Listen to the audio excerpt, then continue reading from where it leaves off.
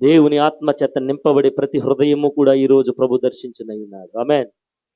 కాబట్టి సేవకులకి మనం సమయం ఇస్తూ ఉన్నాం. కాబట్టి దగ్గర 40 నిమిషాల పాటు మరి దేవుని సేవకులకి సమయం ఇవ్వడం జరుగుతుంది. అంతా ఒకసారి చప్పట్లు కొడుతూ బిగ్గరగా చప్పట్లు కొడుతూ దైవజనులు ఆహ్వానించుకుందాం. తమ్ముడు దైవజనులు మరి డేవిడ్ గారు వాక్యాన్ని అందిస్తారు ఒక 40 నిమిషాల సమయాన్ని.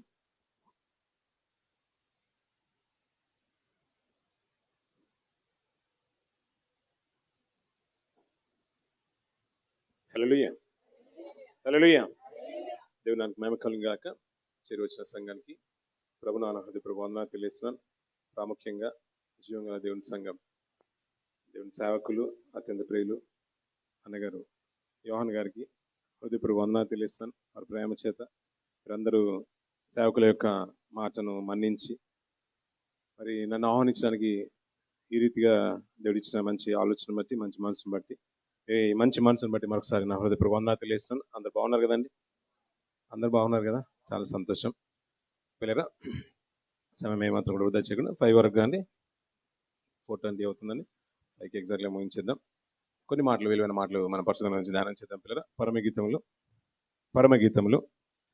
2వ అధ్యాయం మొదటి 2 వచనాలు చూద్దాం. పిల్లరా,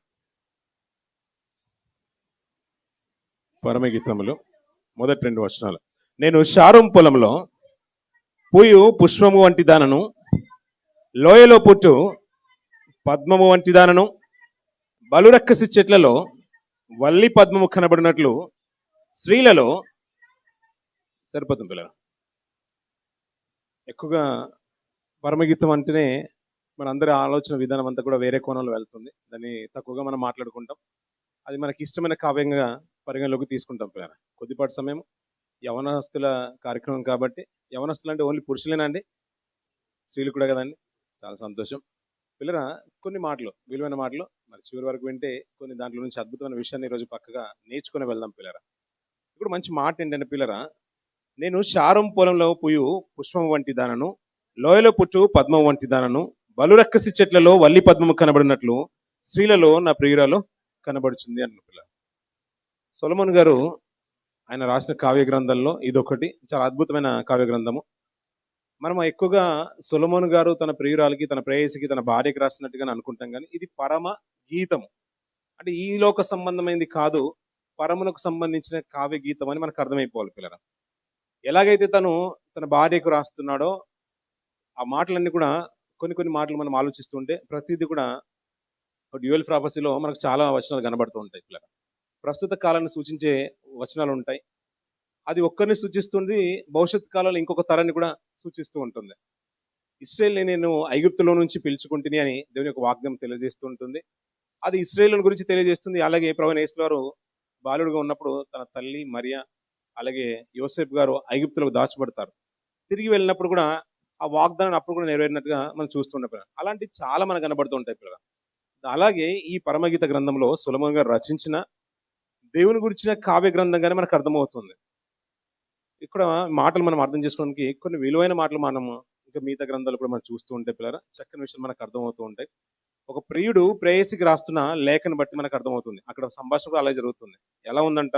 లోయలో పుట్టు పద్మము వంటి దానను, బలురక్కసి చెట్లలో వల్లి పద్మం కనబడినట్లు స్త్రీలలో నా ప్రియురాలు కనబడుతుంది అంట. పిల్లరా, ఒకరు తన భార్య గురించి మాట్లాడుతున్నట్టుగా అర్థమవుతుంది, అంతే కదండి?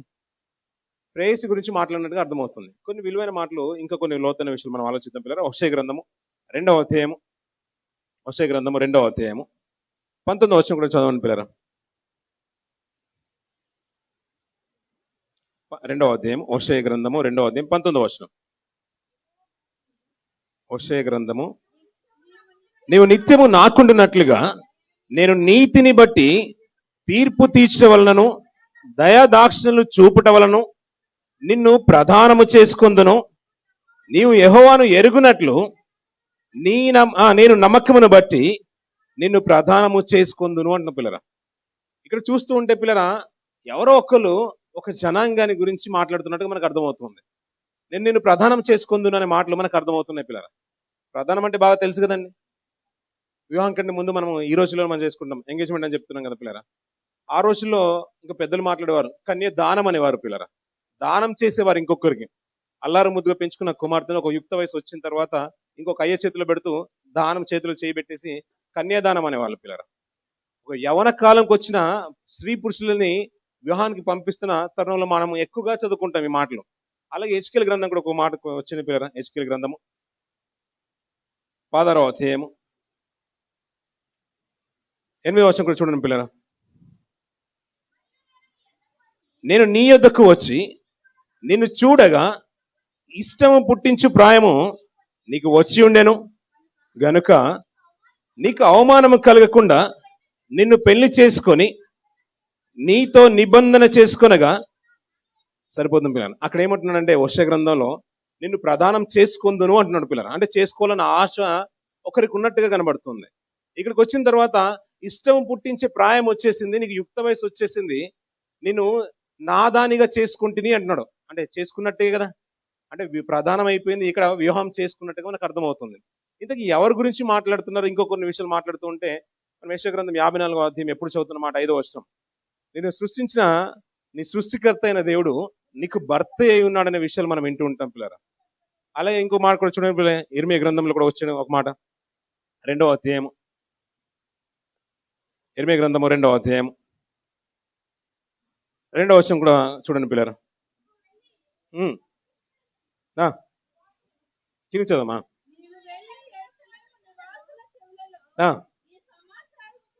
ప్రకటింపము.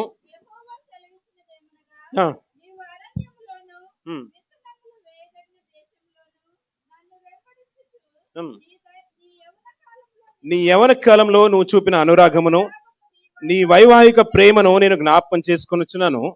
అప్పుడు ఇశ్రాయేలు సరిపోతుంది పిల్లలు, సరిపోతుంది. ఇక్కడ ఏంటంటే అది ఎవరి గురించిన మాటలయ్యా అంటే ఇశ్రాయేలు జనాంగం గురించిన మాటలని మనకు అర్థమవుతుంది. అంతే కదండి అక్కడ మాట్లాడుతున్న మాట. అక్కడ చూడండి పిల్లరా, అప్పుడు ఇశ్రాయేలు యెహోవాకు ప్రతిష్ఠిత జనమును అంటున్న పిల్లరా. అంటే ఈ ప్రదానం చేసుకునేది, నాదాన్ని చేసుకునేది ఎవరితో మాట్లాడుతున్నారంటే దేవుడైన యెహోవా సాక్షాత్తు ఒక జనాంగం గురించి మాట్లాడుతున్నాడు. అంతే కదండి, అంతే కదా. కొద్దిసేపే మాట్లాడతాను మనసు పెట్టి వినండి పిల్లరా. అదేంటండి ఎక్కడికో వెళ్ళిపోతున్నా మన ఆలోచన మాత్రం వద్దు, సరైన రీతిలో నేను తీసుకెళ్తాను. ఒక జనాంగం గురించి మాట్లాడుతున్నాడు. వాడిని ప్రదానం చేసుకున్న ఆలోచన వారికి కలిగిందంట. ఆయన కలిగినప్పుడు ఒక యుక్త వయసు వచ్చిందంట, యవన కాలం వచ్చినప్పుడు అంట వాడిని ప్రదానం చేసుకున్న ఆలోచన కలిగింది. అప్పుడు పెళ్లి చేసుకున్నారు. నీకు భర్త అయి ఉన్న యెహోవా నిన్ను సృష్టించిన వాడు, ఆ మాత్రం మర్చిపోకు. నీ యవన కాలంలో నీ అనురాగం ఏ రీతి అయితే ప్రేమ నాయడలో ఉందో ఆ ప్రేమ నాకు కావాలనుకున్నాను. మీరు ఎవరో కాదయ్యా, మీరు ఇశ్రాయేలు జనాంగము, మిమ్మల్ని నాదానిగా చేసుకుంటున్న విషయాలు సాక్షాత్తు దేవుడైన యెహోవానే తన ప్రజలకు తెలియజేస్తున్నట్టు మనకు అర్థమవుతుంది. అంతే కదండి. రాను కాలక్రమేణ పిల్లలు, ఇది పాత నిబంధన గ్రంథం, కాలక్రమేణా కొత్త నిబంధనకు వచ్చిన తర్వాత తీరంతా కూడా మారుతూ ఉంటుంది. అక్కడ కూడా కొన్ని విషయాలు మనకు అర్థమవుతూ ఉంటాయి పిల్లరా. మార్చుద్దాం పిల్లలు, మర్చిపోక మాట. 2 కొరింథీయుల రాసిన పత్రిక 11వ అధ్యాయం మొదటి 2 వచనాలు కూడా చూడండి పిల్లరా. కొరింథీయుల రాసిన పత్రిక 2 కొరింథీయుల రాసిన పత్రిక 11వ అధ్యాయం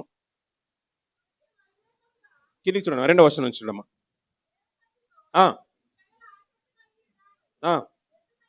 ఎందుకనగా పవిత్రురాలైన కన్యకనుగా ఒక్కడే పురుషునికి అనగా క్రీస్తుకు సమర్పింపవలనని మిమ్మును ప్రదానము చేసి తిని గాని అంటే సరిపోతుంది. అంటే ఇక్కడ కూడా ఏంటంటే ఒక సంఘానికి, కొరింథీ సంఘానికి భక్తుడైన పౌలు గారు రాస్తున్నారు, క్రీస్తుకు మిమ్మల్ని ప్రదానం చేయాలనే ఆలోచన కలిగి ఉన్నాను అని మాట్లాడుతున్నాడు. అంతే కదండి. పాత నిబంధన గ్రంథంలో ఎలాగైతే తన భార్యగా ఇశ్రాయేలు జనాంగం ఉందో, కొత్త నిబంధనకు వచ్చిన తర్వాత తరాలు మారుతున్న కొద్దీ ఆ భార్య స్థానాన్ని సంఘానికి ఇచ్చేస్తాడు. అందుకని మనం వధువు సంఘం అంటాం.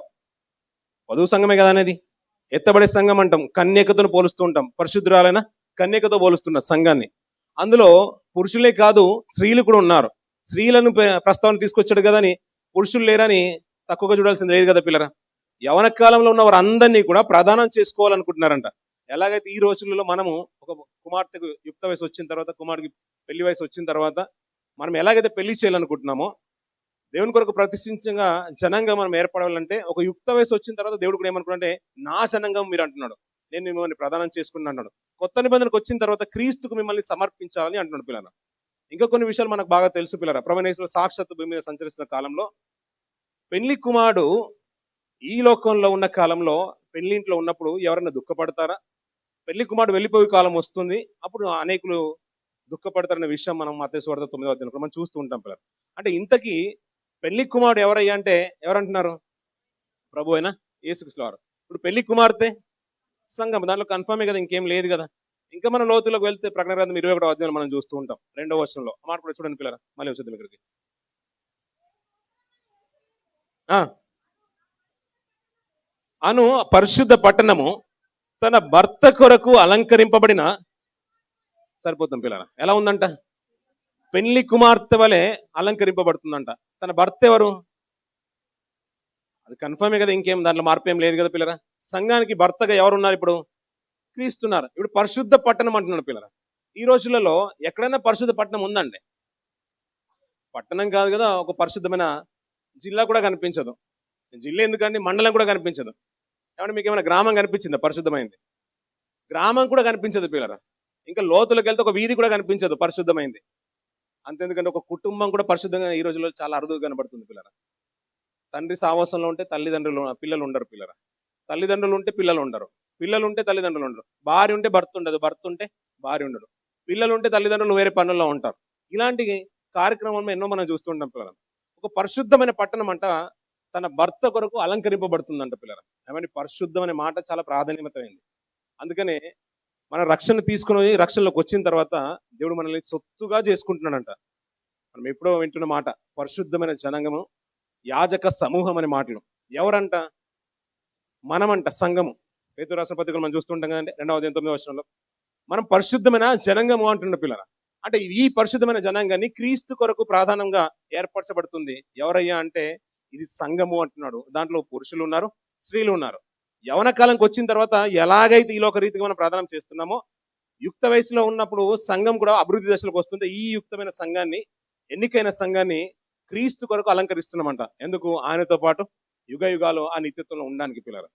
అంటే ఎలా పోలుస్తున్నాడంటే విధానంలో ఒక భర్తతోని అద్భుతమైన దాన్ని పోలుస్తూ భర్తను సూచిస్తుంది. భార్యను సుందరి అయిన దానిగా ఏ రీతిగా మనం ఆలోచిస్తూ ఉంటే, ఇందాక చదువుకున్న పరమగీతంలో ప్రతిదాన్ని కూడా అద్భుత రీతిగా ఒక రూపమాన రీతిగానే పోలుస్తూ ఉంటాడు. సంఘము ఆ భాగంలో పెట్టుకుంటే సొలొమోను గారు తన భార్యకి ఏ రీతిగా రాస్తున్నాడో సంఘానికి దేవుడు పంపిన లేఖగా మనకు అర్థమవుతుంది. ఇందాక చదువుకున్న మాట మళ్ళీ చదవని పిల్లల పరమగీతం గ్రంథంలోనే, నేను షారోను పొలంలో పూయి పుష్పము వంటి దానను, లోయలో పుట్టు పద్మము వంటి దానము, బలురక్కసి చెట్లలో సరిపోతుంది పిల్లరా. లోయలో ఎలాంటి పద్మం అంట పిల్లరా? వల్లి పద్మం. ఎప్పుడన్నా పేరు విన్నారండి? లిల్లీ ఫ్లవర్ అని మా పేరు విన్నారు ఎప్పుడన్నా? ఆ ఫ్లవరే అండి. ఇంటికి వెళ్ళిన తర్వాత గూగుల్ చేయండి పిల్లరా. చుట్టూ ముళ్ళుంటాయి పిల్లరా, మధ్యలో తెల్లటి ఫ్లవర్ ఉంటుంది పిల్లరా. ఎలాంటి ముళ్ళు అంటే ఇంక మాకు అర్థం అవ్వాలంటే, మన ప్రవీణేశ్వరి మన సిల్వ యాగాన్ని మనం చూస్తుంటాం కదా, తలకు ముళ్ళ కిరీటం పెడుతుంటారు పిల్లరా. ఆ ముళ్ళ కిరీటంలో చాలా పొడవాటి మేకులు గల ముళ్ళు ఉంటాయి దానికి. అలాంటి ముళ్ళతోనే చుట్టూ వలయంలాగా ఉంటుంది, మధ్యలో ఒక ఫ్లవర్ వస్తుంది పిల్లరా, లిల్లీ ఫ్లవర్. అలా మాట్లాడుతూ ఏమంటే లోయలో పుట్టు వల్లి పద్మము అంటున్నాడు పిల్లరా. లోయలు ఎలా ఉంటాయి? చుట్టూ ఎత్తుగా ఉండి మధ్యలో ఒక వి షేప్ లో మనం ఇలా చూస్తుంటే లోతుగా లోయలు ఉంటాయి పిల్లరా. పైనుంచి ఎత్తైన స్థలం నుంచి కిందికి చూస్తూ ఉంటే లోయ ఎలాగైతే కనబడుతుందో, ఆ లోయలో పుట్టే వల్లి పద్మము పైనుంచి చూస్తే ఎంత అద్భుతంగా ఉంటుందో, నేను అలాంటి దానను అంటుంది పిల్లరా. సంఘము అంటే అంత ఉన్నతంగా చెప్పుకోవాలి. మరి ఎలాంటి దానం అంటే, ఆయన రాకడ వస్తే ఎత్తబడే సంఘం నాదే అని అంత గొప్పగా చెప్పుకునే రీతిగా మన బ్రతుకులు ఉండాలి పిల్లరా. ఆ రీతిగా ఉండాలి. ఆ మాట చూడండి పిల్లరా, నేను లోయలో పుట్టు వల్లి పద్మము వంటి దానను, బలురక్కసి చెట్లలో వల్లి పద్మము కనబడినట్లు స్త్రీలలో నా ప్రియురాలు కనబడుచున్నది అన్న పిల్లరా. బలురక్కసి చెట్లలో వల్లి పద్మము కనబడినట్లు అంటున్న పిల్లరా. అంటే వల్లి పద్మం ఎంత మంచిదయ్యా అంటే, లిల్లీ ఫ్లవర్ ఎంత బాగుంటుందో చూడడానికి, కానీ చుట్టూ చూస్తూ ఉంటే ముళ్ళు ఎలాగైతే ఉంటాయో, బలురక్కసి చెట్లున్న భూభాగాల్లో ఒక వల్లి పద్మం పుడుతూ ఉంటే, అరే ఇంతటి ముళ్ళ పొదలో అలాంటి పుష్పం ఎలా పుట్టిందని మనం ఎలాగైతే ఆశ్చర్యపడుతూ ఉంటామో, సమాజం కూడా అలాంటి స్థితిగతుల్లోనే ఉంది. లోకం కూడా అలాంటి స్థితిగతుల్లో ఉంది పిల్లరా. కిందికి వెళ్ళి మనం చూడండి పిల్లరా, మన కన్నులకు ఇంపైనవి కనబడుతూ ఉంటాయి. అలాంటి స్థితిగతుల నుంచి ఒక ఇలాంటి హాల్లోనే, అలాంటి హోటల్లోనే ఇలాంటి ఒక పరిశుద్ధమైన సంఘము తన కొరకు బ్రతుకుతుందంటే ఎంత ఆశ్చర్యంగా ఉంటుంది పిల్లరా. బలురక్కసి చెట్లలో వల్లి పద్మం కనబడినట్లుగా ఇవ నా స్త్రీ, నా సుందరి, నా ప్రియురాలు నాకు కనబడుతుందని దేవుడు మన గురించి, సంఘం గురించి చెప్పాలి పిల్లరా. ఏమంటే అంతే అంటారు కాదంటారు పిల్లరా? ఏమంటే ఆ స్కూల్కి వెళ్ళొద్దు, అక్కడ వెళ్తే బాగోదండి, ఎడ్యుకేషన్ బాగాలేదు, అక్కడ వెళ్ళినోడు ఎవడు పాస్ అవ్వలేడండి, మీ అబ్బాయిని ఎందుకు చేర్చారు అక్కడ అని ఎవరైనా చెప్పారనుకోండి, మనం కూడా ఆలోచిస్తుంటాం. అలాంటి స్థితిగతులు ఎలాగో ఫీజు కట్టేసాము, అంత అయిపోయింది, అడ్మిషన్ అయిపోయింది, ఏం చేయాలండి? తీరా చూస్తే అందరిలోకెల్లా మనోడే ఎక్కువ మార్క్స్ తీసుకొచ్చి పాస్ అయ్యాడు అనుకోండి, అప్పుడు ఎలా ఉంటుంది పిల్లరా? ఎంత గర్వంగా ఉంటుంది. నిజంగా నువ్వు గ్రేట్ రా, నన్ను ప్రౌడ్ చేసావు, నువ్వు చాలా గొప్పడివి. అలాంటి భక్తిహీనత లేని జీవితాల్లో, ఏమాత్రం కూడా ఇంగీత జ్ఞానం లేని సమాజంలో ఆ స్కూల్ స్కోరింగే లేదు, ఆ రికార్డే బాగలేదు, దాంట్లో నుంచి మంచి రికార్డులో నువ్వు స్కోర్ తీసుకొచ్చావు, మంచి స్కూల్కే నువ్వు ఉన్నతంగా బ్రతికేస్తావు అని తల్లిదండ్రులు, ఆ గ్రామస్తులు అందరూ కూడా పొగుడుతూ ఉంటే ఎంత సంతోషం ఉంటుంది పిల్లరా. సమాజం అంతా కూడా పాడైపోతుందంట. అందులో పాడైపోతున్న దాంట్లో వల్లి పద్మం లాగా ఒక పుష్పం కనబడుతుంది. ఒక సంఘం కూడా ఆ రీతిగానే లోకంలో అంతా కూడా పాడైపోతున్న స్థితిగతుల్లో నుంచి యవ్వన కాలంలో ఒక సంఘం కట్టబడితే ఎంత అద్భుతంగా ఉంటుంది పిల్లరా. అలా మాట్లాడుతూ ఒక మాదిరికరంగా మాట్లాడుతున్నాడు. ప్రియురాలు ఎవరో కాదు, సంఘం అన్నాడు. పాత నిబంధన గ్రంథం ఇజ్రాయేల్ సమాజం అయితే, కొత్త నిబంధనకు వచ్చిన తర్వాత సంఘం అన్నాడు. ప్రియుడు పాత నిబంధన గ్రంథంలో యెహోవాగా పోల్చుతూ ఉంటే, కొత్త నిబంధనకు వచ్చిన తర్వాత సాక్షాత్తు ప్రభువుని మన కళ్ళ ముందుగా పెడుతున్నాడు పిల్లరా. ఇవన్నీ కూడా మాదిరికరంగా చూపిస్తున్నాడు. అందుకు అర్థం అవడానికి ఒక మంచి మాట చూద్దాం పిల్లరా. యెషయా గ్రంథంకి వచ్చండి పిల్లరా. యెషయా గ్రంథము 10వ అధ్యాయము 17వ వచనం చూడండి పిల్లరా. ఇశ్రాయేలు యొక్క వెలుగు అగ్నియును, అతని పరిశుద్ధ దేవుడిని జ్వాలయునగును, అది అశ్షూరు యొక్క బలురక్కసి చెట్లకును గచ్చ పొదలకును అంటుకొని ఒక్క దినమున వాటిని మృంగివేయును అంటున్న పిల్లరా. అంటే ఇందాక చదువుకున్నట్టుగా వల్లి పద్మం అంటే అది పుష్పం గురించి మాట్లాడినట్టుగా లేదు, అలాగే బలు రక్కసి చెట్లు అంటే అది చెట్ల గురించి మాట్లాడినట్టుగా లేదు. ఇక్కడ సమాజం ఏమో మనకు కనబడుతుంది. ఆ రోజు వల్లి పద్మం అంటే ఎలాగైతే ఇశ్రాయేల్ సమాజం అయిందో, బలు రక్కసి చెట్లు అంటే ఒక అశ్షూరు సామ్రాజ్యాన్ని చూపిస్తున్నాడు పిల్లరా. అంటే అన్య జాతుల్ని చూపిస్తున్నాడు. ఆ రోజు చాలా జాతులు ఉన్నాయి. ఆ జాతులన్నింటిలో కూడా ఇశ్రాయేల్ సమాజం ఏలాగైతే దేవునికి ఉన్నతంగా బ్రతికేసిందో, ఆ ఉన్నతమైన సమాజాన్ని వల్లి పద్మంతో పోల్చేశాడు. మిగతా జాతులన్నీ కూడా ఎలా పోలుస్తున్నాడంటే బలు రక్కసి చెట్లు అంటున్నాడు పిల్లరా. ఇంకో మాట చూడండి పిల్లలు, హెజ్కేలు గ్రంథము, హెజ్కేలు గ్రంథము త్వరగా తీద్దాం పిల్లరా. 2వ అధ్యాయము 5వ వచనం చూడండి పిల్లరా. నరపుత్రుడా, నీవు బ్రహ్మదండి చెట్లలోను ముళ్ళ తుప్పలలోను తిరుగుచున్నావు, తేళ్ల మధ్యను నివసించుచున్నావు, అయినను ఆ జనులకు భయపడకుము, వారి మాటలకును భయపడకుము. సరిపోతుంది పిల్లరా. అంటే ఇక్కడ సమాజం గురించి చెప్తున్నాడు. హెజ్కేలుతో మాట్లాడుతున్న నరపుత్రుడా, నువ్వు ఎలాంటి సమాజంలో ఉన్నావంటే, తుప్పల్లోనూ బ్రహ్మదండి చెట్లు, మనకు బ్రహ్మదండి చెట్లు అంటే మనకు చిన్నప్పుడు పాఠ్యాంశాల్లో బాగా చూసాం పిల్లరా. ఎలా ఉంటాయి అవి? ముళ్ళతోనే ఉంటాయి. ఇది చెట్ల గురించి చెప్తూ ఒక సమాజాన్ని, ఒక జాతిని పోలుస్తున్నాడు. నువ్వు ఎలాంటి వారి మధ్య ఉన్నావంటే అలాంటి క్యారెక్టర్ ఉన్న సమాజం మధ్యలో ఉన్నావు, అయినా వారికి నువ్వు ఏమైపోవద్దు, భయపడవద్దు అంటున్న పిల్లరా. అవండి సమాజాన్ని, జాతిని గురించి మాట్లాడుతూ తన జనంగానేమో ఒక వల్లి పద్మంతో పోలుస్తున్నాడు, అన్ని జాతులనేమో బ్రహ్మదండి చెట్లతోని ముళ్ళ పొదలతోని పోలుస్తున్నాడు, బలు రక్కసి చెట్లతో పోలుస్తున్నాడు. వీరి మధ్యలో ఉన్నావు కాబట్టి వారికి నువ్వు భయపడకు అంటున్న పిల్లరా. ఇలా బ్రతుకుతున్న కాలంలో పిల్లరా, కొత్త నిబంధనకు వచ్చిన తర్వాత సాక్షాత్తు ప్రభు చెప్తున్న మాటలు ఏంటంటే, అయ్యా అంతవరకు ముళ్ళ పొదల్లోనూ బలు రక్కసి చెట్ల గురించి మీరు బాగా తెలిసేమో, ఇక నుంచి నా కొరకు బ్రతికే మిమ్మల్ని నేను ఎక్కడికి పంపిస్తున్నా అంటే ఇక లోకంలోకి పంపిస్తున్నాను. అక్కడ తోడేళ్ళు ఉన్నాయంటాడు పిల్లరా. ఏమున్నాయంట? తోడేళ్ళు ఉన్నాయంట. అందుకని మీరు పాము వలె వివేకంగా ఉండండి, పావురం వలె నిష్కపటంగా ఉండి అంటున్నాడు. అంటే అంతవరకు ముళ్ళే కనిపించాయి మీకు. ముళ్ళ మధ్యలో ఉండడం చాలా కష్టం కదండి. ముళ్ళ మధ్యలో ఉండడం చాలా కష్టం. కానీ ప్రభువు సమాజంలోకి తన బిడ్డల్ని పంపిస్తూ మనల్ని కూడా ఈ లోకంలో ప్రవేశపెట్టిన తర్వాత అది స్వచ్ఛమైన సమాజం కనిపించట్లేదు. ఆ రోజు ఆదాము వాళ్ళకి ఇచ్చిన స్వచ్ఛమైన దేశము మన చేతుల్లో లేదు. నువ్వు భక్తిగా బ్రతకాలనుకున్న నేను పాడు చేసే లోకంలో మనం ఉన్నాం. అలాంటి బలురక్కసి చెట్ల మధ్య, ముళ్ళ తొప్పల మధ్య మనం ఉంటున్నాం కదా. నువ్వు యవన కాలంలో ఉన్నావు కదా, నేను పాడు చేయడానికి ఎన్నైనా నీ కళ్ళ ముందు కనిపిస్తూ ఉంటాయి, విపరీతమైన నీ కళ్ళ ముందు కనబడుతూ ఉంటాయి. నువ్వు ఎలా బ్రతకాలంటే ఆ రోజు ఇజ్రాయేల్ సమాజం ఎలాగైతే బ్రతికిందో, ఆ బలురక్కసి చెట్లలో వల్లి పదం బ్రతికినట్లుగా పైనుంచి లోయలో నుంచి చూస్తూ ఉంటే కింద లోతుల్లో ఉన్న ఒక ఎలాంటి వల్లి పద్మం కనబడుతుందో, ఆ లోతుల్లోకి వెళ్ళి అక్కడ ఏమి కనిపించబడ, పశువులు ఉండవు, దాన్ని తొక్కేసి ఏది ఉండదు. ఎందుకంటే లోతులో పెరిగే పుష్పాలు అలాగే కనబడుతూ ఉంటాయి పిల్లలు. మనం రేర్ గా చూస్తూ ఉంటాం ఇండియాలో కూడా. కొండలు అక్కడ కొండ మీద ఏదో ఫ్లవర్ కనబడుతూ ఉంటుంది, ఆశ్చర్యం అనిపిస్తుంది, అక్కడ ఎలా పుష్టిందయ్యే పుష్పం అనిపిస్తుంది. అలాగే ఎంతైనా కానీ ఎలాంటి స్థితిగతులైనా మారిపోని, ప్రపంచం అంతా కూడా తలతికిందులు అయిపోయిన పిల్లరా. మన కుటుంబీకులే కానీ, మన గ్రామస్తులే కానీ, మన మండలం వారే కానీ, స్టేటే కానీ, సెంట్రలే కానీ, ఏదైపోయినా కానీ పిల్లరా, మిగతా కంపెనీ వారు ఏమైనా కానీ నీ భక్తి జీవితం నీదే. ఆయన చూసినప్పుడు ఎలా ఉండాలంటే ఆ బలురక్కసి చెట్లలో వల్లి పద్మం కనబడినట్టుగా నీ భక్తి నీ విశ్వాస జీవితం కనిపించాలి దేవునికి. అంత ఉన్నతంగా కనిపించాలి పిల్లరా. ఎందుకంటే నేను తోడేళ్ల మధ్యకి పంపించేశాను. ఇంకొక మాట చూడండి పిల్లల, సంఖ్యాకాండం 33వ అధ్యాయంలో ఒక మంచి మాట ఉంటుంది పిల్లరా. ముందుకెళ్దాం. సంఖ్యాకాండము 33వ అధ్యాయము 55వ వచనం చూడండి పిల్లరా. అయితే మీరు మీ ఎదుట నుండి ఆ దేశ నివాసులను వెళ్ళగొట్టని ఎడల మీరు వారిలో ఎవరిని ఉండనిచ్చెదరో వారు మీ కన్నులలో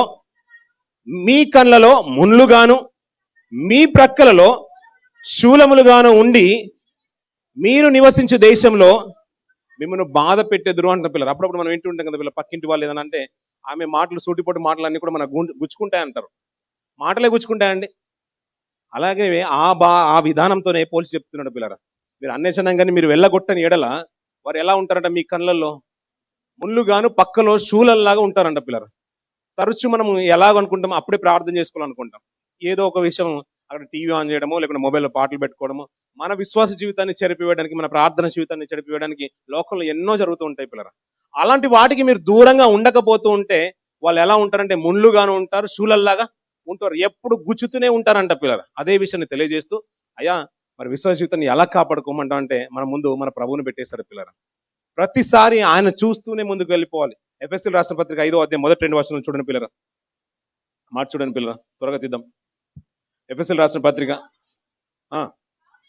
కావున మీరు ప్రియులైన పిల్లల వలె దేవుని పోలి నడుచుకొనుడి, క్రీస్తు మిమ్మల్ని ప్రేమించి పరిమళ వాసనగా ఉండుటకు మన కొరకు తన్ను తాను దేవునికి అర్పణముగాను బలిగాను అప్పగించుకొనును, అలాగుననే మీరును ప్రేమ కలిగి నడుచుకుని అంటున్న పిల్లరా. ఆ పైన మాటలు ఎప్పుడు తరచుగా చదువుతున్న మాటలు కదండి. మీరు దేవుని పోలి నడుచుకున్న అంటే మనకి ఏమర్థమైపోయింది పిల్లరా. ఆ రోజుల్లో ప్రభు అయిన యేసు గారు యవన కాలంలో చాలా మందికి ఏదంటే పిల్లరా, యవన కాలం గురించి మనం ఎక్కువగా వింటూ ఉంటాం. యవనస్తులు తప్పక, అది రాయబడింది కాబట్టి తొట్టిల్లుతారండి.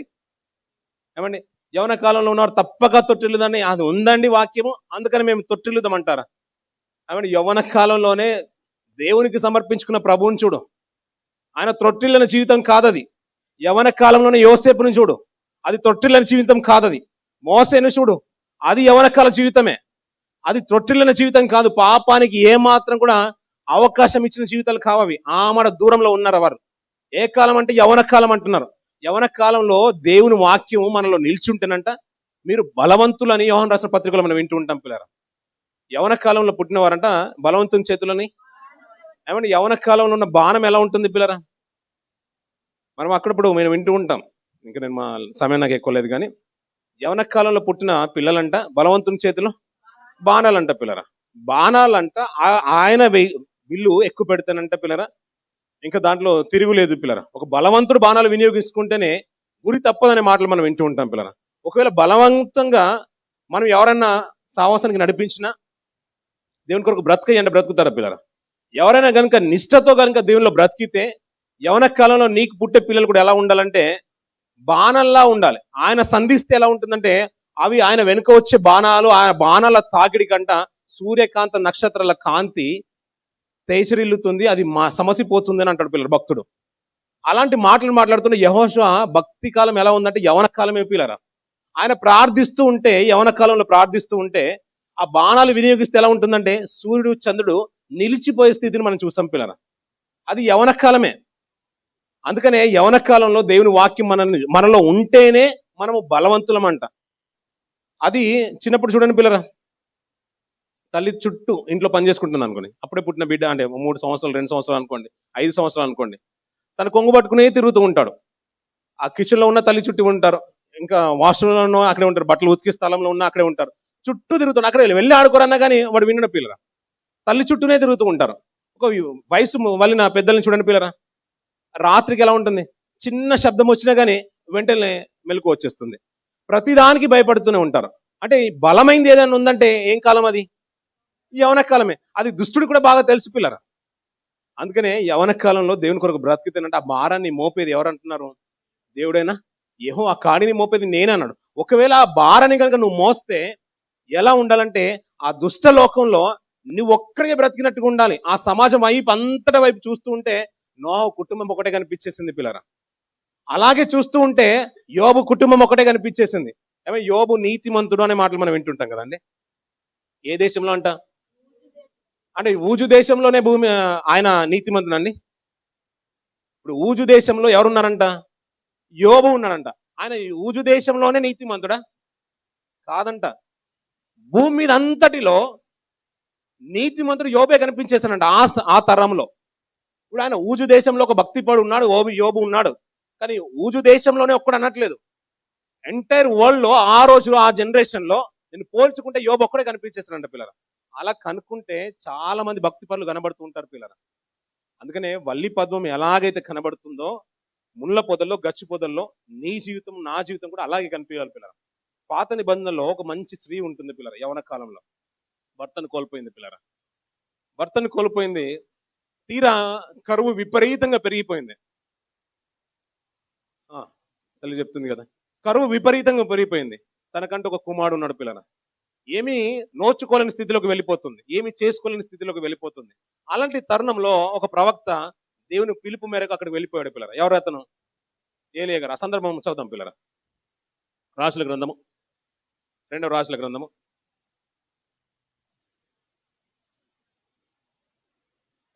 మొదటి రాసుల గ్రంథం 17వ అధ్యాయము. అందుకు అతను లేచి సారేపతనకు పోయి పట్టణపు గవిని యొద్దకు రాగా చూచి ఆమెను పిలిచి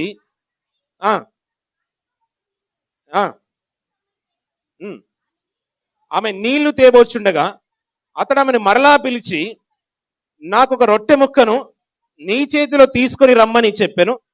అందుకు ఆమె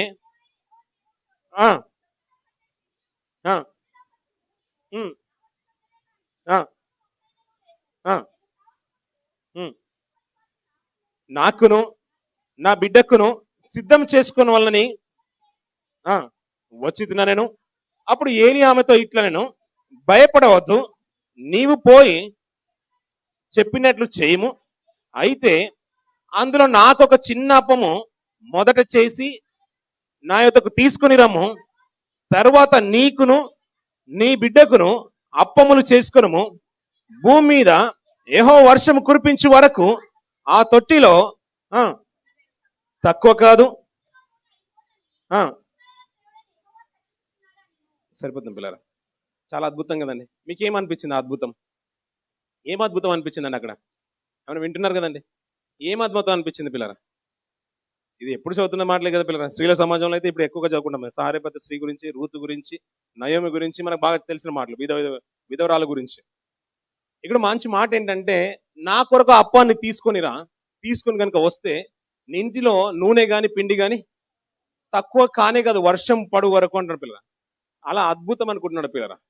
ఎందుకు ఆ ప్రత్యేకంగా సారేపతు, సీదోను అనే ప్రాంతం మెన్షన్ చేసిందని నాకు చాలా ఆశ్చర్యం అనిపించింది పిల్లరా. 16వ అధ్యాయం పైకి వెళ్తే పిల్లరా, మనం 17వ అధ్యాయం చదువుకున్నాం కదా, 16వ అధ్యాయం పైకి వెళ్తే అక్కడ ఒక మంచి మాట ఉంది పిల్లరా. అది చూస్తే గానీ ఇది ఆ మాట అర్థం కాదు పిల్లరా. 30వ వచనం నుంచి కొన్ని మాట చూడండి పిల్లరా.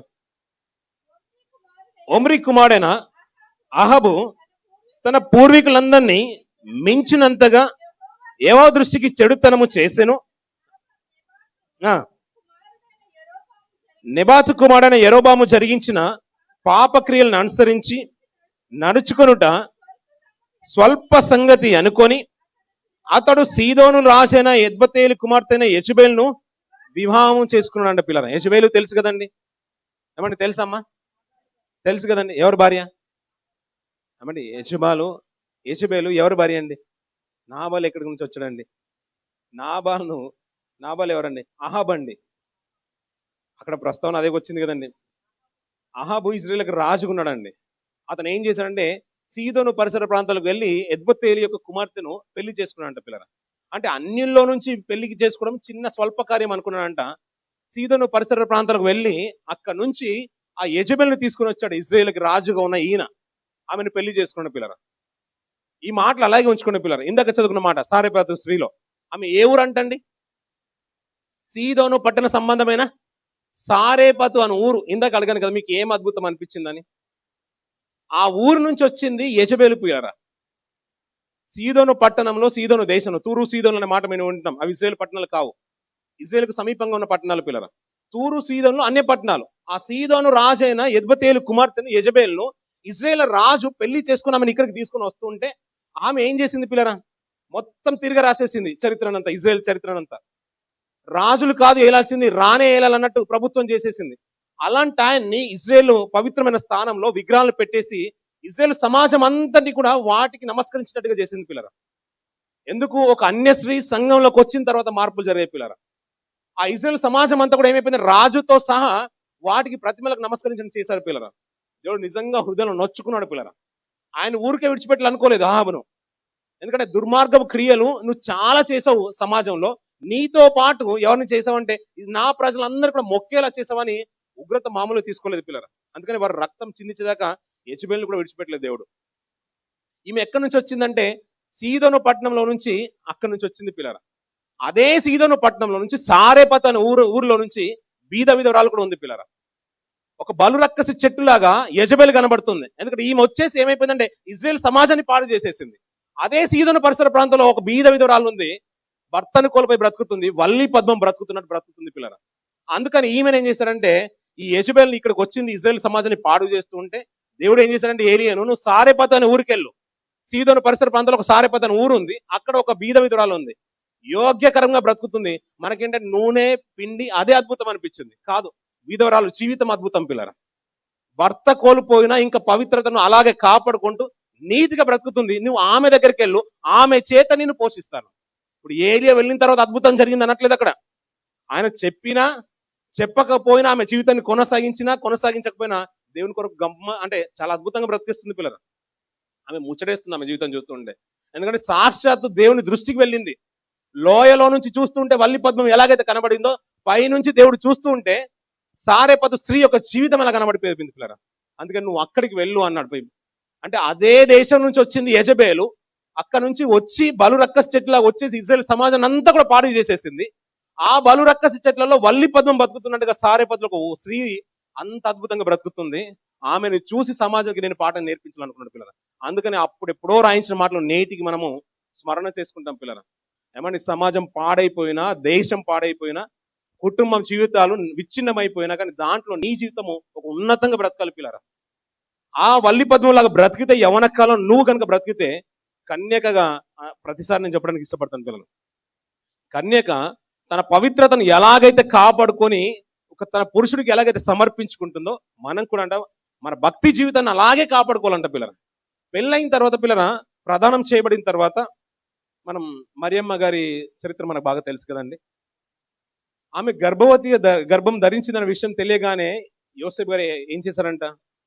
విడనాడాలని అనుకున్నాడండి పిల్లలు. ఏమంటే విడనాడాలని ఎందుకు అనుకున్నాడండి? ఏమంటే ఒక తప్పు కానీ జరిగిందేమో, అలాంటి భార్య నాకు అక్కర్లేదు అనుకున్నాడండి. అంటే అలా తప్పు జరిగితే అలాంటి భార్యలు అక్కర్లేదండి ఈ రోజుల్లో, అక్కర్లేదండి. ఎందుకు? ప్రదానం చేయబడిన తర్వాత తప్పు జరిగితే భర్తలు ఓర్చుకోలేదండి. మరి దేవునితో మనం ప్రదానం చేయబడిన చెప్పుకుంటాం కదండి. మనం ఎన్నిసార్లు లోకంలో కలిసిపోయి ఉంటాం పిల్లరా. అలాంటప్పుడు ఆయన మనల్ని ఏం చేయాలి పిల్లరా? ఎక్కడ విడిచిపెట్టాలి పిల్లరా? ఎడారి పరిసర ప్రాంతాల్లోన. ఆయన విడిచిపెడితే మనం తట్టుకోలేం పిల్లరా. ఆయన మాట మాట్లాడితేనే మనం తట్టుకోలేం పిల్లరా. అలాంటిది ఆయన ముఖం చాటేస్తే మన జీవితాలన్నీ కూడా ఆరిపోతాయి పిల్లరా. ఆయన ఇంకా చూస్తున్నాడంటే ఆయన చల్లని దయ పిల్లరా. నువ్వు తన కొరకు బ్రతుకుతావని ఒక నిరీక్షణ. ఎందుకంటే సమాజం మంచిది కాదు, నిన్ను పాడు చేస్తుంది. ఎందుకంటే ఇగో సారెపతిలో ఉన్న స్త్రీని నేను చూపిస్తున్నాను, అది అన్యురాలైనా కానీ అంత గొప్పగా బ్రతుకుతుంటే, నువ్వు సంఘంలో ఉంటున్నావు, సమాజంలో ఉంటున్నావు, దేవుని ప్రజగా బ్రతుకుతున్నావు కదా, నీకు ఎన్నో మాటలు చెప్తున్నాను. అయినా నువ్వు మారకపోతే, నాకంటూ బ్రతకపోతే నిన్ను ప్రదానం చేసుకునేందుకు, నిన్ను పెళ్లి చేసుకునేందుకు నువ్వు విడిచిపెట్టబడతావేమో ఆయన ఉద్దేశము, ఆ భయం కనుక మన మనసులో ఉంటే పిల్లరా, దేవుడు ఎక్కడ విడిచిపెడతాడని భయం కలిగి మన జీవితాలు మనం కాపాడుకుంటాం పిల్లరా. నిజమే కదండి. ఏమంటే భర్త లేకపోతే ఏంటి పిల్లరా? కడు బీదత్వం అయితే ఏంటి పిల్లరా? తన విశ్వాస జీవితాన్ని కాపాడుకుంది, తన పవిత్రతను కాపాడుకుంది, ఇంకో పురుషునికి అవకాశం ఇవ్వలేదు పిల్లరా. చాలా మంది పురుషులను చూడండి పిల్లరా, యవన కాలంలో ఉంటున్నారు కానీ తనకంటూ నీతి, అంటే తనకంటూ ఒక ఎథిక్స్ అంటూ ఉండవు పిల్లరా. అంటే చాలా మంది ఉన్నారండి, నేను కాదనట్లేదు, కానీ తనకంటూ విలువలు కాపాడుకోవడం చాలా ముఖ్యం పిల్లరా. ఆ విధవరాలు కాపాడుకున్నట్టుగా మన స్థితిగతులు కూడా మనం కాపాడుకోవాలి పిల్లలు. ఆయన చూస్తే ఎవరు కనిపించినా కనిపించకపోయినా మన జీవితాలు కనిపించాలి, మన కుటుంబం కనబడాలి, మన సంఘం కనబడాలి. అంతే కదండి. బలురక్కస్ చెట్టు లాంటి పాప జీవితంలో మనం కనబడుతూ ఉంటే ఆయనకి ఎంత సంతోషం ఉంటుంది పిల్లలు. అలానే లోకంలో కష్టాలు రావని కాదు పిల్లరా. ముళ్ళ మధ్య మనం సంచారం చేస్తుంటే పుష్పానికి ఎలాగైతే ముళ్ళు గుచ్చుకుంటాయో ప్రభువు కూడా ఆ రోజు అలాగే గుచ్చేశారు పిల్లరా. అయినా తన పవిత్రతను కాపాడుకున్నాడు పిల్లరా. అందుకనే దేవుని పోలి మీరు నడుచుకోండి అన్నాడు. ఆయన చూస్తే తండ్రిని చూసినట్టే అన్నాడు పిల్లరా. ఎందుకంటే నా తండ్రి పరిశుద్ధుడు, ఆయన చూస్తే అంటే నన్ను చూస్తే ఆయన్ని చూసినట్టే. అయ్యా మాకు తండ్రిని బయలుపరచమంటే నన్ను చూస్తున్నావు కదా పేతురు, నన్ను చూస్తున్నారు కదా, నన్ను చూస్తే నా తండ్రిని చూసినట్టే. అప్పుడప్పుడు అంటాం కదా, ఆమె చూస్తుంటే తన తల్లే కనిపిస్తుంది అంటారు. అంటే ఆ రూపాలన్నీ కూడా అలాగే కనబడుతున్నాయండి. అచ్చం డిటోల్ అన్నట్టు మాట్లాడుతూ ఉంటాం పిల్లలు. ప్రభువుని చూస్తే కూడా తండ్రి అలాగే కనిపించేసాడు పిల్లలు. మనం క్రీస్తును ధరించుకున్నాం అంటాం కదా. యవన కాలంలో మన కళ్ళ ముందు ప్రత్యక్షపరచబడ్డాడు పిల్లలు. బహిరంగంగా అందరిలో సిలువ వేయబడ్డాడు పిల్లలు. ఆయన కార్చిన రక్తము మన బల్లను అన్ని పుచ్చుకుంటున్నాం. మరణ పునరుత్తాలు పాలిభాగాలు వస్తున్నామని ఎన్నో మన ప్రార్థనలు చేస్తున్నాం కదా పిల్లలు. ఆయన రూపం, ఆయన కలిగిన మనస్తత్వం మనకు కలగదు ఏంటంటే పిల్లలు. క్రీస్తును పోలి మీరు నడుచుకోండి. క్రీస్తు మిమ్మల్ని ప్రేమించి పరిమళ వాసనగా ఉన్నాడు. ఆయన నలిపేసినప్పుడు అంటే ఒక వాసన వచ్చేసిందంట పిల్లలు. అది ఎలాంటి వాసన అన్నాడు?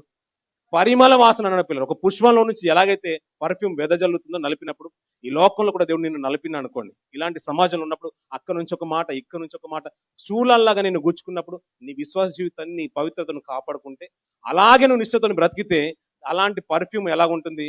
క్రీస్తు ప్రేమను మీరు అమర్చుకుని అంటాడు పిల్లలు. ఆయన కలిగిన లక్షణాలన్నీ కూడా బయటికి రావాలి. అమ్మ నేను చూస్తుంటే ప్రభుని చూసినట్టే ఉంది, ఆయనకున్న ప్రేమ నీలో కనబడుతుందని ఏ రోజున ఎవరైనా చెప్పారా పిల్లలు మనల్ని?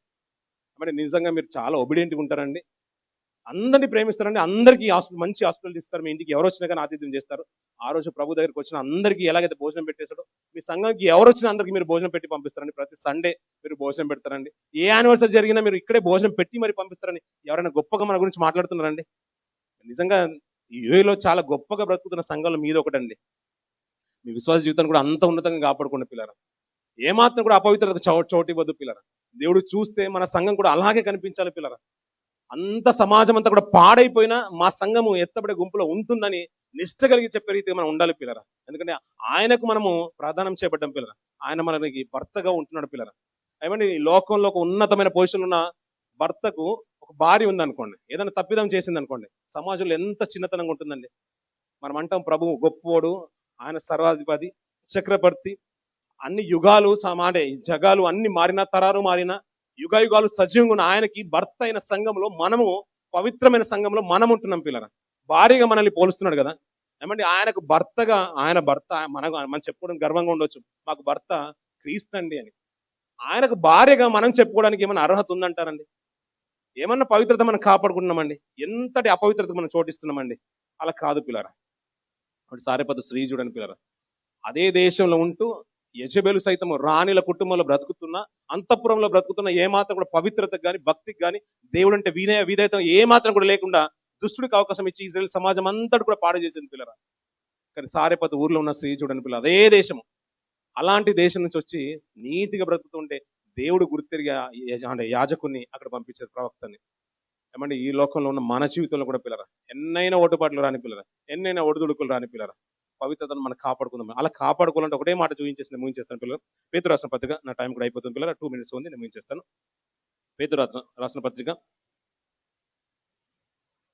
మొదటి పేతురు రాసిన పత్రిక 14వ వచనం 16వ వచనం పిల్లలు. మొదటి పేతురు రాసిన పత్రిక, నేను పరిశుద్ధులై ఉన్నాను కనుక మీరును పరిశుద్ధులై ఉండడని వ్రాయబడి ఉన్నది. కాగా మీరు విధేయులకు పిల్లలై మీ పూర్వపు అజ్ఞాన దశలో మీకుండిన ఆశలను అనుసరించి ప్రవర్తింపక మిమ్మును పిలిచిన వాడు పరిశుద్ధుడై ఉన్న ప్రకారము మీరును సమస్త ప్రవర్తన యందు సరిపోతుంది పిల్లరా. అయ్యా మీరు పరిశుద్ధులు కదా, మీకు వధువుగా మేము ఉన్నాం కదా, మరి ఎలా బ్రతకాలంటే మీరు కూడా పరిశుద్ధంగా బ్రతకాలని. అంటే పరిశుద్ధంగా బ్రతకాలంటే ఏం చేయాలంటే, మీకు పూర్వపు ఒక అజ్ఞాన దశ ఉంది. మనం లోకంలో ఉన్నప్పుడు మనం చెడు ఆలోచనలు, చెడు తలంపులు ఎలాగైతే ఉన్నాయో వాటిని మానేస్తే సరిపోతుంది అంటున్నాను పిల్లరా. అలా మాని దేవుని అనుసరిస్తే సరిపోతుంది. ఆటోమేటిక్ ఏంటంటే నువ్వు పరిశుద్ధంగా జీవించినట్టే అని చెప్తున్నాడు పిల్లరా. అంత ఈజీ కాదు కదండి. ప్రభువులో తండ్రి కనిపించేసారండి పిల్లరా. క్రీస్తును మీరు ధరించుకున్నారన్నారు కదా, క్రీస్తును ధరించుకున్న మనలో ప్రభువు కనిపించాలి పిల్లరు. మనం ఎవరి జీవితాలు చూసినా అలా కనిపించాలి. ప్రేమ కనిపించాలి, జాలి కనిపించాలి, పవిత్రత కనిపించాలి. అప్పుడప్పుడు మనం వింటూ ఉంటాం పిల్లరా, బలమైన జీవుల గురించి మాట్లాడుకుంటాం. యవన కాలంలో బలం కృంగిపోయిన తర్వాత కనీసం నడవడానికి కానీ మన శక్తి సరిపోదు పిల్లరా. మన పని మనం చేసుకోవడానికి కూడా సామర్థ్యం సరిపోదు పిల్లరా. ప్రతి చిన్నదానికి భయపడిపోవాల్సిన తరుణం కూడా రాబోతుంది పిల్లరా. కానీ బలం ఉన్నప్పుడే, మనం సంపాదించుకున్న అవకాశం ఉన్నప్పుడు ఎలాగైతే 4 రాళ్ళు వెనుకేసుకోవాలని పెద్దలు చెప్తున్నారో, ఒకప్పుడు మన పెద్దలు చెప్పిన మాట నాకు బాగా ఇష్టం పిల్లలు. అంటే అప్పుడప్పుడు మా నాన్నగారు అంటే స్థానిక సంఘ కాపరి ఇండియాలో అని ఒక మంచి మాట చెప్తున్నవారు. ఆయన ఏమన్నారు ఏంటంటే, నేను ముగించేస్తాను పిల్లరా. ఒక ముసలి అంట పిల్లరా, నీటిలో అంట 1000 ఏనుగుల బలం ఉంటుందంట పిల్లరా. విన్నారా అన్న మాట? విన్నారమ్మా? 1000 ఏనుగుల బలం అంట. ఒక ముసలికి, క్రొకడైల్కి నీటిలో ఉంటే 1000 ఏనుగుల బలం ఉంటుందంట పిల్లరా. ఇలా 1, 2, 3 అట్లా కౌంట్ చేసుకుంటే 10, 15, 20 అలా వెళ్తుంటే 1000 ఏనుగులు కౌంట్ చేస్తుంటే 1000 ఏనుగులు ఒక సైడ్ లో పెట్టేస్తే ఏనుగును ఒక సైడ్ లో పెడితే అంత బలం ఉంటుందంట. అదే తీరా నీటిలో నుంచి బయటకు వస్తూ ఉంటే చిన్నపిల్లడు రాయేసిన పరిగెత్తుకుని వెళ్ళిపోతుంది పిల్లలు. అంటే బలం అంతా ఏమైపోతుంది? పోతుంది కదా, తగ్గిపోతుందండి. ఏమంటే నేను ఒక మాట అనుకుతాను, దాని బలము నీరైతే మరి మన బలం ఏంటండి? అలాగే నిలుపుకోండి పిల్లలు. ఆ మాటను అలాగే మీ వద్దలు భద్రం చేసుకోండి. అర్ధరాత్రి పిలిచినా కానీ మా బలం మా పక్కింటున్న మా భర్తగా, నా భార్య, ఈయన పిల్లలు వాళ్ళు పెరిగి పెద్దలై నన్ను చూసుకుంటే అలా వారి మీద ఆధారపడడం కాదండి, దేవుని మీద ఆధారపడడం మనం నేర్చుకోవాలి పిల్లలు. యవన కాలంలో మీరు బలవంతులు, వాక్యం మీలో నిలిచుంటేనే మీరు బలవంతులు. అందరూ కూడా పిల్లలు వాక్యాన్ని భద్రం చేసుకుందాం పిల్లరా. దేవుని కొరకు బ్రతకాలన్న తృష్ణ అది చిరస్మరణంగా అలాగే నిలబడి పిల్లరా. ఎప్పుడైతే మన కన్నీటితో ప్రార్థన చేసి సంఘంలో మనం చేర్చబడుతున్నామో, రక్షణ ఆనందాలకు వస్తున్నామో, అలాంటి జీవితాన్ని తుదమట్టు కొనసాగించిన పిల్లరా. ఆయన చూస్తూ ఉంటే పక్కనున్న సహోదరి బ్రతకపోయినా నువ్వు బ్రతుకుతూ ఉంటే, సహోదరుడు బ్రతకపోయినా నువ్వు బ్రతుకుతూ ఉంటే, పక్కనున్న సమాజం ఓటర్లు ఎన్నో వారు పాడైపోయినా నా సంఘం పవిత్రంగా బ్రతుకుతున్న ఆయన చూస్తుంటే నిజంగా ఆయనకి గుండె నిండా సంతోషం కలుగుతుంది పిల్లరా. ఒక తల్లిదండ్రులుగా పిల్లలు అద్భుతమైన రీతిగా ఎదుగుతుంటే మీకు ఎంతటి సంతోషం ఉంటుందో, యవన కాలంలో ఉన్న మనం కూడా దేవుని కొరకు బలంగా నిలబడుతూ ఉంటే తండ్రికి కూడా అంతే సంతోషంగా ఉంటుంది పిల్లరా. ఆయన సంతోషపరిచే దినం కంటే ఇంకా మన జీవితంలో ఏది ఉంది పిల్లరా మేలైంది? ఆయన ఒక కార్యాన్ని బట్టి ఆయన సంతోషపడుతూ ఉంటే ఇంకా అంతకు మించి మనకి ఏం కావాలి పిల్లరా? లక్షలు సంపాదించుకున్న శూన్యమే కదా పిల్లరా ఆయన సంతోషంగా లేనప్పుడు.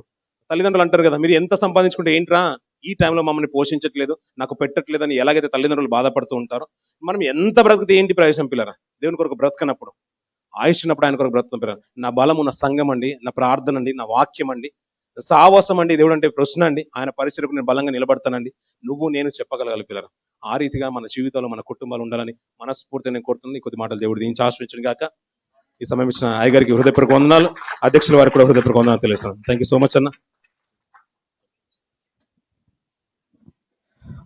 Praise the Lord. Hallelujah, hallelujah. అంత చప్పట్లు కొడుతూ బిగ్గరగా చక్కటి సందేశాన్ని తెలియజేసిన దైవజనులు మరి బ్రదర్ తమ్ముడు డేవిడ్ గారికి మరి జీవం గల దేవుని సంఘం నుంచి ప్రత్యేకమైన వందనాలు తెలియజేస్తూ ఉన్నాను. చాలా దూరం నుంచి, పుజారా నుంచి మన ఆహ్వానాన్ని మన్నించి మన మధ్యలోకి వచ్చి ఉన్నారు. దేవుని మహాకృపను బట్టి, ప్రభు ఇచ్చినటువంటి ప్రేరణ బట్టి మరి సంఘము కొరకు, క్రీస్తుని కొరకు మనకి తెలియజేసినటువంటి విధానాన్ని బట్టి దేవుని నామాన్ని నేను మహింపరుచుచున్నాను. కొన్ని నిమిషాలలో మనం ఆరాధన కార్యక్రమం